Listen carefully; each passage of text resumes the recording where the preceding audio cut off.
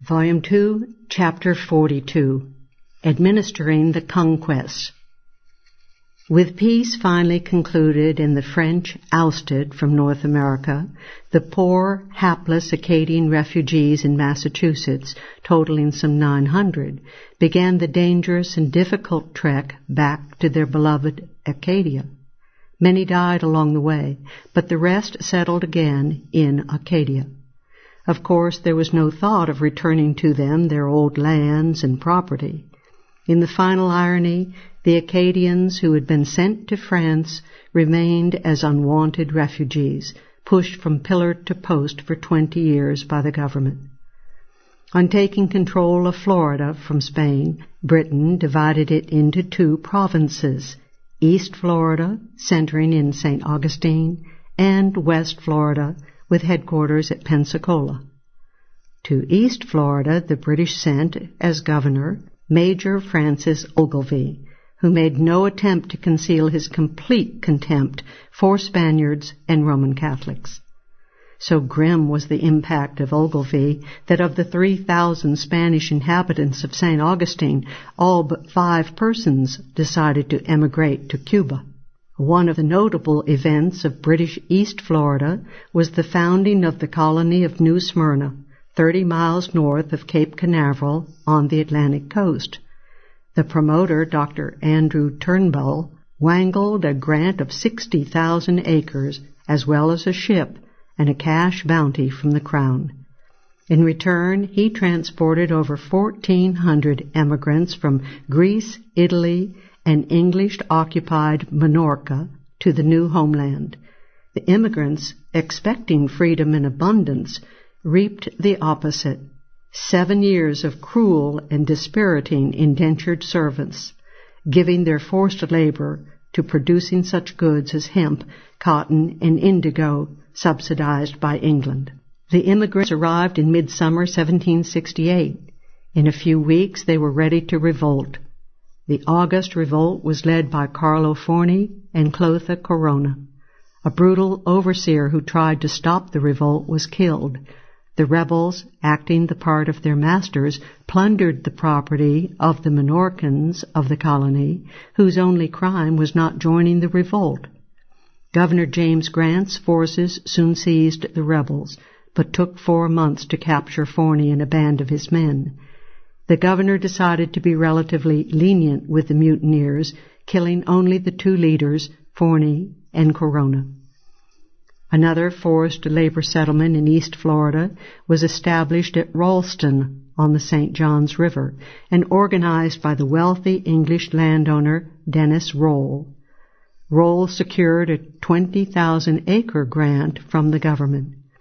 When the vagrants, beggars, and debtors he had shipped to Ralston balked at the forced labor, Roll cut off their food supply. The workers then ran off to St. Augustine, where the government forcibly shipped them back to suffer Roll's dictates. They succeeded, however, in running away again.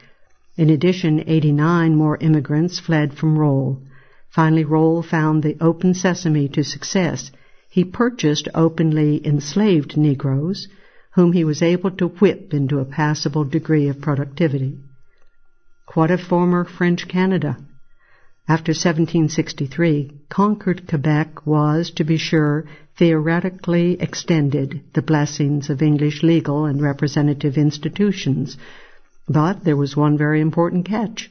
Roman Catholics would not be permitted to vote or to hold public office, and were even denied many protections of the law. Thus, the overwhelming majority of the French Quebecois were condemned to permanent subjection in their own land. The established French legal and judicial procedures were swiftly destroyed, and English procedures installed in their place.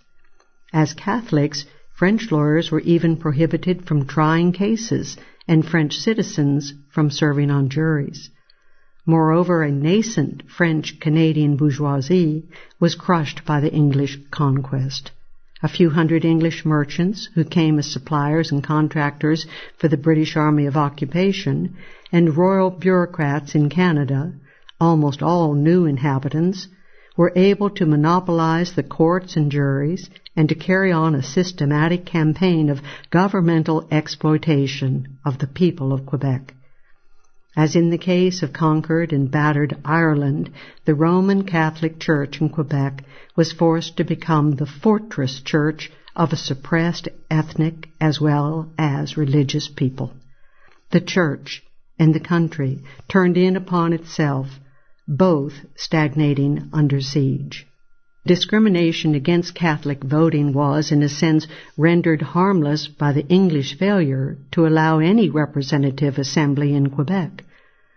The first royal governor of Quebec, James Murray, and his successor, Guy Carleton, blocked the institution of any assembly. Meanwhile, in Louisiana, Spain was in no particular hurry to take over from France. The first Spanish governor, Antonio da Ulloa, finally arrived in Louisiana in 1766, and without difficulty managed quickly to alienate almost all groups in the population. Open rebellion and general disgust with government ensued. Things came to a head in 1768 when Spain imposed a thoroughly mercantilist decree excluding all but Spanish ships in Louisiana commerce, and all trade but those to Spanish ports. 500 protesters signed a petition demanding the removal of Ulloa and the restoration of freedom of trade. At the end of October, New Orleans was captured by the French rebels, and Ulloa was finally sacrificed to the massive demands for his removal. The citizens of New Orleans poured into the street to laud the French and attack the Spaniards. The French government, in politic fashion, rejected a petition from the rebels pledging allegiance to France. Spain decided to crack down on the revolt and sent as the new governor General Alejandro O'Reilly. Bringing 2,000 crack troops, O'Reilly characteristically invited the 12 leaders of the rebellion to meet him at his quarters, only to arrest them there and charge them with treason for rebelling against Spain. 5 of the rebel leaders were promptly executed. At the end of 2 decades of aggressive war against France, the triumphant British government had succeeded in driving the French Empire completely off the North American continent, and in replacing France largely by its own hegemony. By the early 1760s, the British rulers felt themselves to be masters of all they surveyed. Furthermore, the king and the various Tory factions had succeeded in using the war to achieve one of their long-cherished aims, the removal of the liberal, quasi-libertarian Whigs from the seats of ministerial power at home. With that, the major check upon the expansion of the power of the Crown and its allies, at home and throughout the empire, was at last extinct. Since the death of Queen Anne and the accession of the Hanoverian dynasty in the early part of the 18th century, the Whigs, headed by Robert Walpole and the Pelham brothers, had succeeded, by crafty manipulation of Parliament, in imposing a lengthy rule that had kept the Tory centralizers and imperialist expansionists under severe and unwelcome fetters.